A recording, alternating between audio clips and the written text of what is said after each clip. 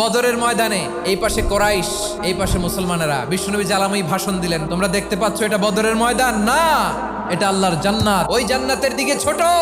বিশ্বনবীর কথা শোনা মাত্র সাইয়েদনা উমাইর ইবনুল হুমাম বললেন বাখ বাখ, মানে চমৎকার।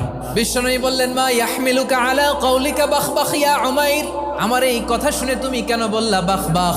ইয়া রাসূলুল্লাহ, আপনার এই কথা শুনে আমি বড্ড খুশি হয়েছি, আর আমি প্রত্যাশা করছি আমি যদি ওই জান্নাতের মালিক হতে পারি তাহলে কতই না ভালো হতো। সুবহানাল্লাহ বলেন। বিশ্বনবী বললেন উমাইর আনতা মিন আহলিহা, তুমি ওই জান্নাতের অধিবাসী, তুমি জান্নাতি। উমাইর চিন্তা করলেন আমি জান্নাতি, নবীর মুখ দিয়ে যখন বেরোইছে ওই জান্নাতে তো আমার ঢুকতেই হবে, কিন্তু হাতে 3টা খেজুর খেয়ে যদি জেহাদের ময়দানে যাই তাহলে জান্নাতে যেতে তো দেরি হয়ে যাবে। এই চিন্তা আসা মাত্রই খেজুর 3টাকে তিনি ছুঁড়ে মারলেন, তলোয়ার বের করে আল্লাহু আকবার বলে বদরের ময়দানে ঝাঁপিয়ে পড়লেন। আল্লাহর শত্রুদেরকে কচুকাটা করে এক পর্যায়ে শাহাদাতের সুধা পেয়ে নিজেও জান্নাতি হয়ে গেলেন। পড়েন সুবহানাল্লাহ।